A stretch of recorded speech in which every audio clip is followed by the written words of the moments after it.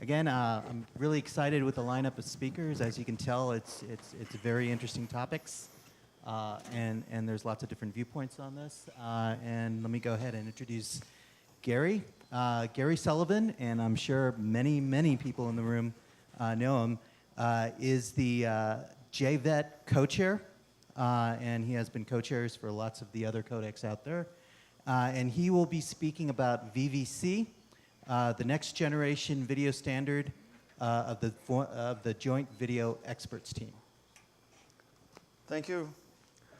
So yes, I've prepared this presentation with help from Jens Reiner Ohm, who is the other co-chair of JVET, and also Matthias Wien. So I want to give them credit for many of these slides. I'm here to talk about VVC. This is the next generation standard being developed now in the ITU and ISO-IEC communities. In the general alphabet soup, as we've had mentioned before, we have the I2T Video Coding Experts Group and the ISO-IEC Moving Picture Experts Group. And those two groups have teamed up to form several partnerships. The latest of these is the JVET, the Joint Video Experts Team.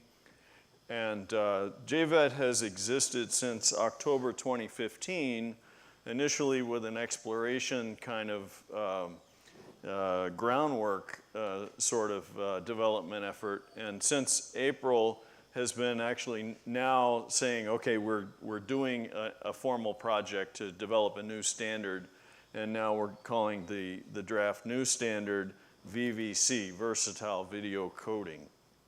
And just for the record, relative to what Dan said, yes, VCEG has only existed by that name since 1998, but it does have a history that goes back to H.120, 1984, and so it's not a newcomer on the block here.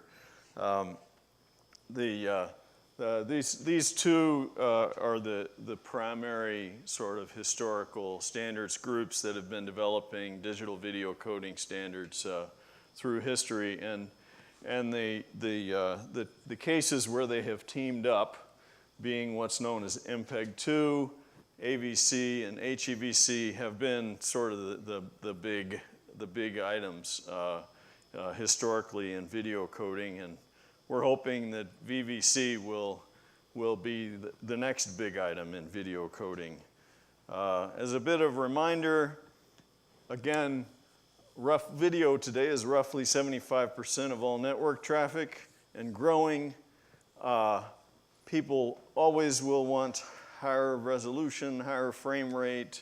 Now they want omnidirectional video and HDR and all that. So there's plenty of need for better compression, which is the #1 goal for VVC. 50% bit rate savings is the oft quoted number, but I try to leave that out of official documents. Because I don't want to feel like I have to fall on my sword if we get to 47% and that's the best we can do. I think, you know, what we're looking for is a major gain. But historically, we started with exploration work in JVET starting in 2015. Actually, there was some previous collaboration in VCEG before that developed a software code base that started collaborative development about a year earlier. Maybe less than a year earlier.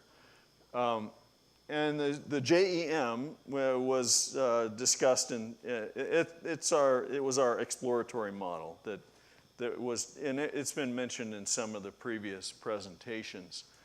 We were able to show that the significant amount of gain was possible, and a lot of people collaborated developing the JEM, and it became the basis of a lot of the proposals that arrived later, We issued a call for evidence and showed significant evidence of gain middle of last year, and then issued a call for formal proposals late last year and evaluated those in April. We had 32 companies propose technologies, and we're trying to be, again, the theme being versatile here. We're not just looking at standard definition, standard resolution. We're looking at Ultra HD and HDR and 360-degree video as part of the fundamental effort. So we had HDR and 360 categories included in the call for proposals. We also had Ultra HD material included in the call. We had HDR, PQ, and HLG included in the call for proposals. And we did a double stimulus true subjective test using people as measurements. You know, when we say subjective video quality, this is the real subjective video quality. This is using people, not using pseudo-subjective metrics. Again, I want to emphasize here something that has been mentioned before. The standard only covers the decoding and the syntax. It does not govern how an encoder performs. And what you can only measure is how encoders perform, how the whole system performs. A lot of what goes on here is outside of the scope of the encoder. So you have to, when comparing technologies, you have to pick a particular encoder. We tried hard to use a high quality reference. So we looked at HEVC as a reference. Here we also tried to take out all the variables as much as possible that could affect things like bit allocation effects, picture referencing structures. We tried to use the same kind of technologies for the encoding algorithms in both what we were evaluating and in what we were using as a reference for comparison. Also in the call, we tried to discourage people from using certain techniques of pre-processing and some subjective tricks that could produce misleading results on the outcome. But again, I want to emphasize that the comparisons that we did here are relatively strong. So again, we're using like the HM reference model to represent HEVC, which is a significantly stronger thing than what's known as X265, which is some kind of freeware thing. The red line, the red marks here are what we call the anchor encodings using HEVC, and we plotted here the results for ranked results for different bit rates. And you can see HEVC is way on the left, so it's just about always the worst in these comparisons. Lots of benefit was shown. We also used the JEM as an anchor, and it came out about in the middle of where the proposals were. Many of the proposals were based on the JEM technology, not all of them exactly, but a lot of people learned a lot from the JEM effort. And we ended up with, I think, very strong response. We tried to analyze all these subjective measurements. Of course, we have noise variation around the true point of comparison. But if you look outside of certain error bars, you can say, well, this codec is pretty much clearly better than that one, you know, because they're so far apart. And we looked at ranking proposals by giving them credit if the confidence intervals of the analysis were not overlapping with each other, and use this kind of analysis to come up with a comparison involving both the HM as a reference and the JEM as a reference. This is the HEVC reference model and the exploratory reference model compared to what was being proposed. Overall, we found, well, we also collected PSNR measurements. We had some of the better performers giving more than 40% gain in PSNR over HEVC. So there's a lot of technical promise shown here. Not all of it easily implementable. Some of them have some of the techniques have kind of nasty effects on implementation and memory bandwidth and memory consumption, that sort of lack of parallelism, that kind of stuff. But there's a lot of promise being shown here, and it's now our job to collect all these new ideas and put them into a practical design that preserves that capability. Generally, the subjective tests showed very similar behavior relative to what PSNR was showing, more than 40% gain most likely overall, although it's a little hard to measure for the subjective results. The clear benefit over HEVC, and we feel pretty confident that within a couple of years we can have a new standard that will have roughly 50% bitrate savings over HEVC. So lots of promise being shown in this new project. Generally, with some of the better performing proposals were just always better than HEVC, and in quite a few cases you would see crossing of bit rates where we had bit rates that were staggered 30-40% different from each other, and we had cases where something in a lower bit rate was performing better than another codec at a higher bit rate. It was very promising test results. So we're very optimistic there. In terms of what sort of technologies we've got, well, we're back here with the hybrid video coding diagram of H.261 from 1990 that we're still using today to diagram what the structure of our video coder. There's like one thing in here, a loop filter, or deblocking and loop filter. That was not in H.261, sort of. But everything else at the block diagram level is still the classical motion compensated block-based hybrid video coder with block transforms and so forth. But we have seen historically moving to the left on this sort of plot over time, moving from, say, MPEG-2 to AVC and then to HEVC, we have these significant gains. So something is happening here, even though the block diagram isn't fundamentally changing. And it's inside of each of these blocks that you see this stuff actually changing.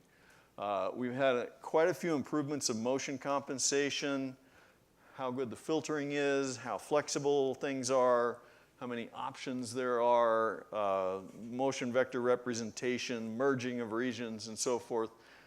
Improvements of 2D coding, so intra-prediction, the transform basis functions, quantizer optimization methods.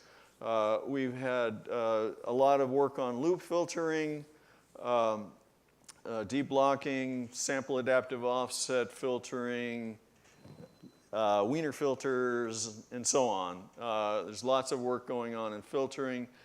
Improved entropy coding, arithmetic coding wasn't being used really until AVC, and there's lots of work being done to optimize like how you scan the coefficients, how you set up the context so that you're learning in what situation, what is the probability of the things that are happening in the bit stream. And this is all coupled with rate distortion optimization, which wasn't so much on the horizon until well after MPEG-2. A lot of these techniques we wouldn't have developed if we didn't have the accompanying rate distortion optimization for encoders. A new twist that we see in the VVC call for proposals is some neural network stuff arriving. We had 3 or 4 proposals doing some neural network things in various parts of the codec. Some of them are not so practical, too much computation, too much memory, and so forth. But we're starting to see these things showing up. And At least one proposal was even using a neural network technique for speed up, which is quite interesting. It was using a neural network in the encoder as a fast way of making some encoding decisions on selecting between all these optional things that an encoder has to choose from. No proposals that we had deviated significantly from the typical hybrid video coder. It's still serving us very well. We would have welcomed things that broke that model, but we haven't seen them. We had lots of improvements inside the various blocks of the block diagram. One theme has been partitioning. That was a particular common element that we have higher flexible trees of partitioning in the proposals than what was supported in previous designs. That continues a trend that has gone on for a couple of generations. Lots of variations of intra-prediction, inter-prediction, different transforms, loop filters, and so forth. Lots of ideas that we're still sorting out that we just started seeing in formal proposals in April. In terms of actions so far, we picked a first working draft in April. And we had sort of a difference of degree of confidence on what we could see coming in. There were several sort of maybe, I guess you'd say, 4 categories of stuff that we kind of put things into in bins. One is, okay, let's definitely assume this is going to be in the basis. Some bigger blocks, a more flexible tree, the maximum transform size is 64 by 64 with a maximum coding tree unit size of 128 by 128. We said, let's start there, and we'll call that working draft 1.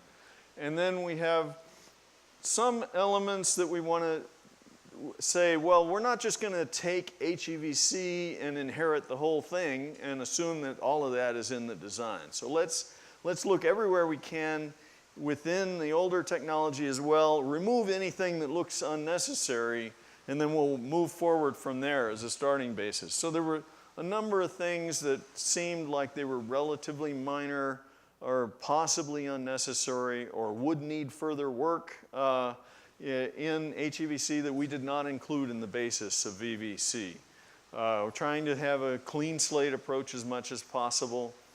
A third category is what we call the benchmark set.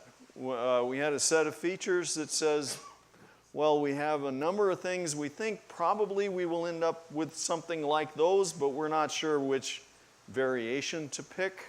We're going to study those things for a while and see where we go from there. So we had the working draft 1 and the benchmark set number 1 as our starting basis coming out of April with a number of techniques. Most of these techniques had been studied in the context of the JEM over a couple of years, so we're already familiar with some of them. The basic segmentation tree, we have the typical quad tree scheme that you also had in HEVC. And then at the leaf nodes of the quad tree, we add ternary and binary splits, either horizontally or vertically.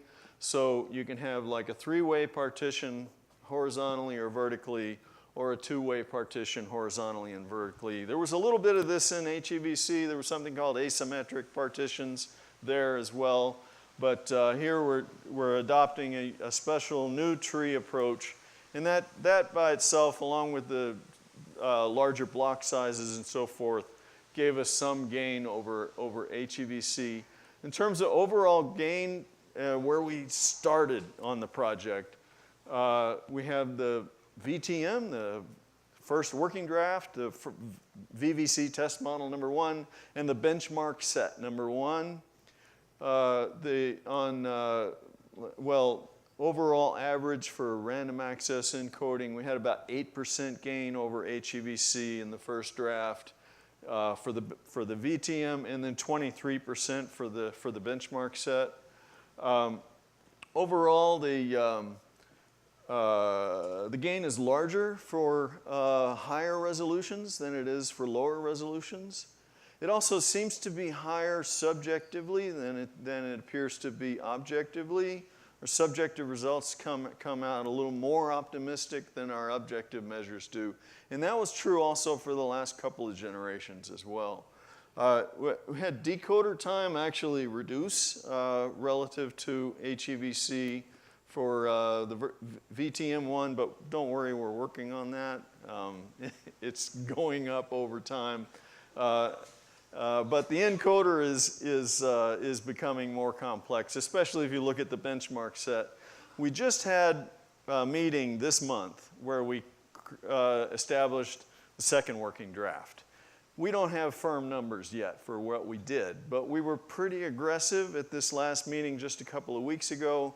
We adopted a number of things. A lot of them from the benchmark set moved into the working draft.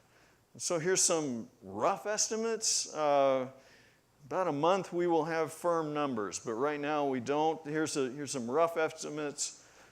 Basically, a lot of the gain that had been in the benchmark set has now moved over into the working draft, so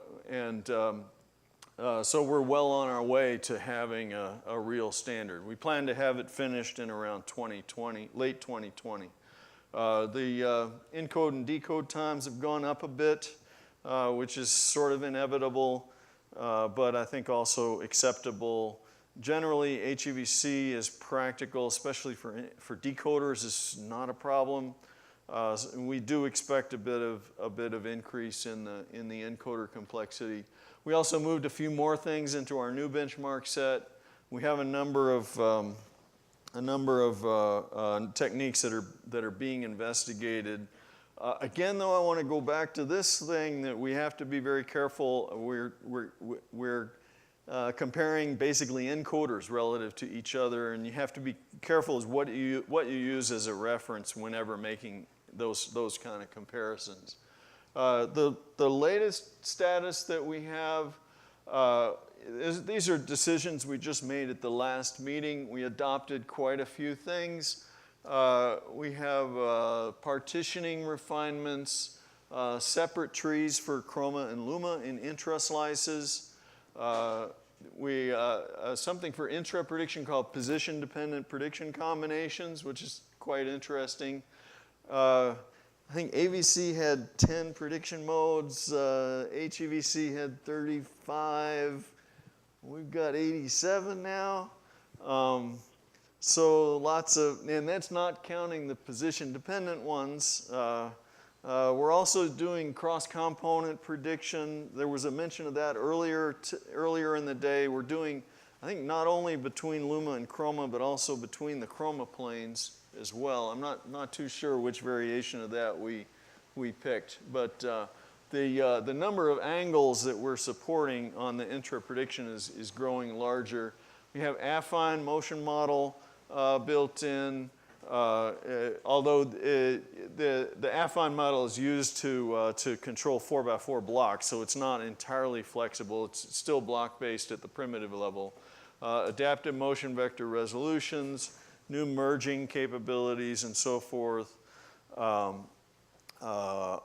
More transform types. We have now 3 transform types in the design for various block sizes, so there's a lot of things to choose from there. We increase the range of QP because the quantization step sizes can be difficult for an encoder to do rate control without hitting a panic situation where it's hard to keep the bit rate under control. So we're letting the quantization step size get bigger. A little bit of modified entropy coding. We have this dependent quantization concept, formerly known as trellis-coded quantization in some form, which is quite interesting. Gives a few % extra gain. An adaptive loop filter. We investigated adaptive loop filtering for the development of HEVC itself, but at the last minute we thought it wasn't quite mature, so we punted that. Now we're bringing it back into the next generation standard.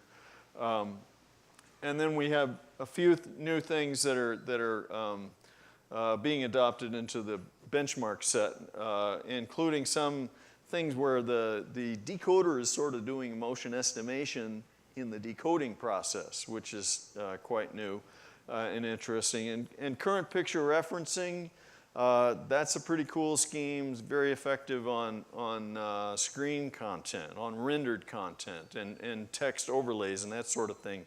One thing I think Dan did not mention is the screen content extensions of HEVC, which I think are really pretty cool.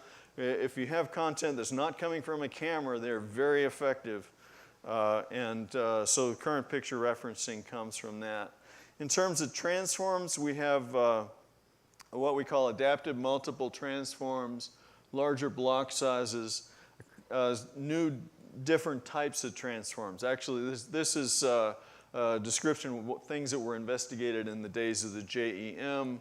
But what we have in the adopted into the new working draft, we have 3 transform types supported with variable block sizes. They're all integerized, so they're not exactly DCT or DST, but they have the same kind of symmetry properties, largely speaking.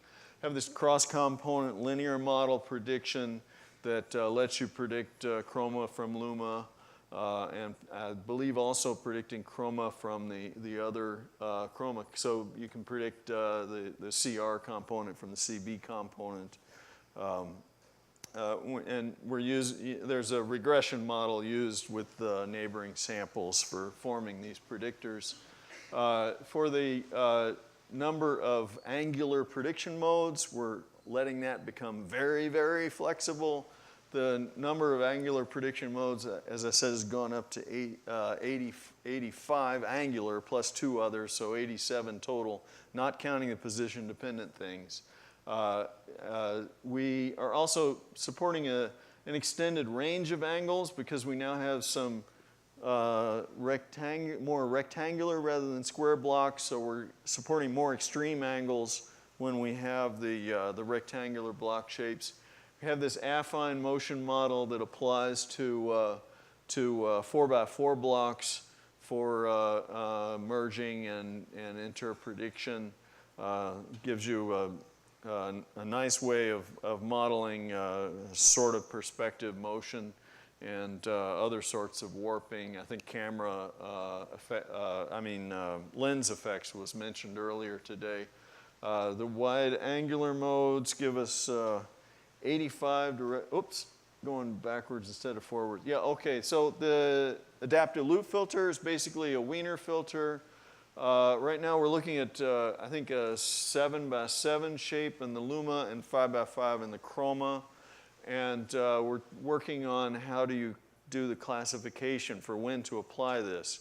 Is it going to be inferred by the decoder or signaled by the encoder? Some of that's still being worked out, but we now have a version of that in our working draft. This interesting trellis-based quantization optimization is quite an interesting technique. It's sort of been bounced around in some form or another for a while, but the first time we're supporting a real trellis-based quantization scheme in a video coder. This was just adopted at the last meeting. We have lots and lots of work being done on additional technologies to investigate. We have 15 of what we call core experiments. Each one of these has maybe 20 things in it that are being tested. So there's a lot of cloud computing resources being used. My company, Microsoft, is very happy to see the need for lots of cloud computing resources being devoted to all these tests that are being done to evaluate lots and lots of different technologies here. Some of this is we have palette mode. That's a well-known basic technique that's already been in the screen content extensions of HEVC, refinements of deblocking filters. We have some work on HDR content, and omnidirectional video content, and then various little things in terms of all the various coding features within within there. There's lots of things being discussed. Combined predictions and overlap block motion comp is one of my favorite, also known as multi-hypothesis predictions, one of my favorite technologies. Work on the arithmetic coding engine and so forth. Lots and lots of things that are still being evaluated. The work on this stuff is very active. We had about 300 people participating in our last meeting just 2 weeks ago in Slovenia, which ran almost 2 weeks long. And there were 600 documents produced in that.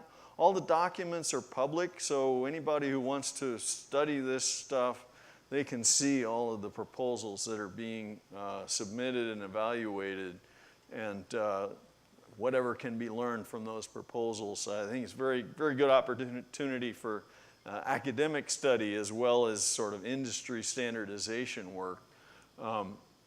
Overall, we have demonstrated that it is feasible to have a next generation of major new standard.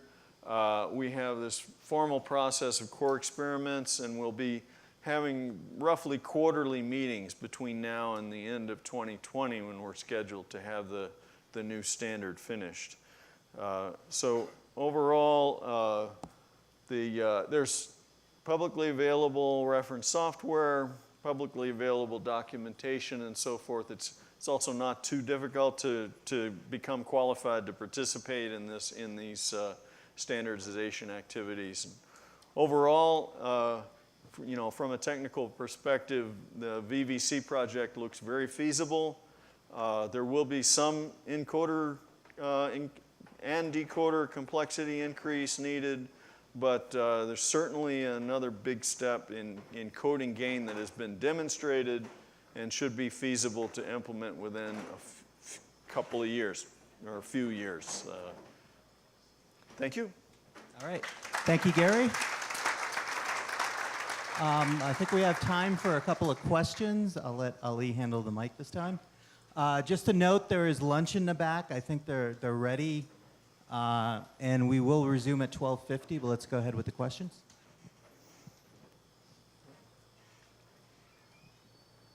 Hi, Gary. So one of the early slides that you showed that the RDO based on, I guess it's the new block tree that give the double-digit compression gain. So also associated with Dan's talk earlier, it looks like the biggest gain coming from this bigger and more flexible this block structure.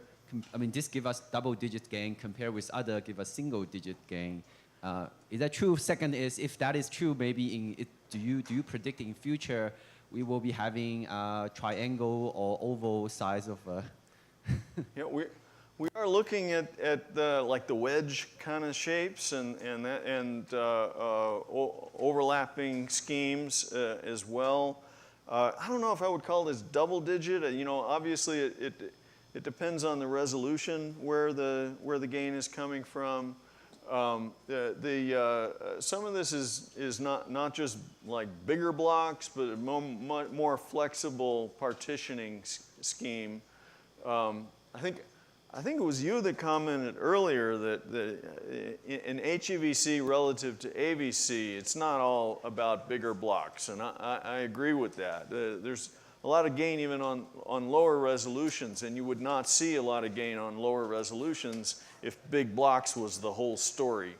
Big blocks helps, but here I think the more flexibility in the partitioning structure is more of a key to this.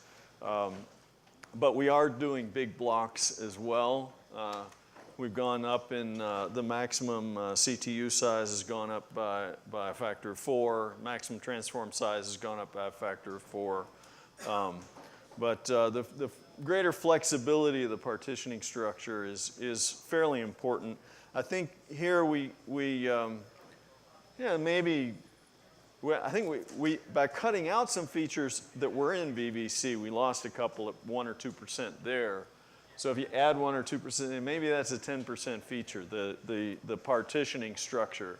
But it's not all about bigger blocks. It's a more flexible partitioning structure, I think, that's key here. So I have a question. Some people say that if you had invested all these cloud resources for Bitcoin harvesting, you would actually have made a lot more money than video encoding in the first place. Is that really true? Well, Because you guys are testing Yeah. so many sequences for several times, and I'm sure it's a lot of power. it is hard to do the experiments. You know, we make people do lots of experiments, and you know, on Ultra HD video, it takes quite a while to run an experiment. It is a challenge, but we do know that encoding optimization can be used to reduce some of those requirements in the long term. so. But when we're studying techniques from the design perspective of trying to design a new thing, we don't want to mix up the encoder optimizations with the design of the syntax itself too much. We try to use very straightforward, mostly brute force kind of search optimizations to be fair to both sides of a comparison. And that drives up the encoder complexity somewhat. Also, we're trying to use things that are, you know, publicly known, well understood, very straightforward. For the encoder side optimization in the design phase. When people design real products, it's somewhat of a different story. But you know, in the design, we try to be very straightforward in how we do our encoding and keep things configured the same way on both sides of a comparison. Makes sense. Yeah. Thank you. Yeah. Can you comment on whether the technical working group is ready to be guided by a business group that decides what tools are accepted in the standard and what tools? Well, maybe? we have agreed to. We've looked at a number of things that we can do. Trying to have a faster process is maybe helpful. Trying to have more fallback modes and trying to cut things out from the previous generation, we think can be helpful.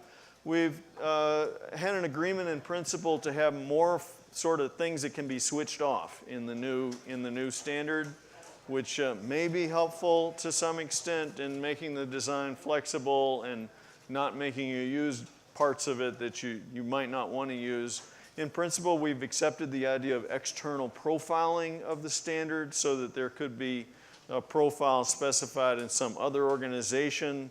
It's a subset of what we have designed in the design here. There's a number of things that we can do in that regard that we have been trying to do. We've also been recently encouraging sort of more of an expression of good faith when making proposals. But there are limits on what we can do in the standards world. We have to abide by certain policies that are established, you know, for international collaborative work. And there are boundaries. Therein lies the problem, right? on that. ISO and ITU only have this very lightweight commission to FRAND, Yeah. a RAND obligation, and what we need is more of a commitment from people who contribute to the technical standard that they will not be bad actors when it comes time to license their technology, right? And you know, the AOM for I'm not going to make any value judgments there, but the one thing they did right was to say up front, there's a very thorough process to vet the IP, and there's a very strong commitment by the contributors, and that's one thing they got right. And if there's one thing the MPEG world needs to get right, it's to figure out the business side so that we don't have the same. Yeah, I think that's a very complicated story, and we're still not at the end of that story. It's an evolving situation. I think, you know, even the greediest patent holders must recognize that if they price things and structure things in too crazy a way, they will make $0 because they ultimately will drive people away from the technology they're trying to make money off of. Yeah. So, but yeah, there's parameters around what we can and cannot do in the standards bodies. To some extent, I sometimes say what we're always developing royalty-free standards, but we may be developing it like 20 years before it becomes royalty-free. You know, so the sooner we the sooner we develop something, the sooner all of the patents on it expires. You know, we're basically trying to drive the progress, and we would like, you know, we're doing what we can to make licensing situations work out. There are boundaries on what we can do, and I think it's an evolving story. So, thank you. I think that's all the time we got. Again, lunch is in the back. I'd like to give Gary another round. Thank you.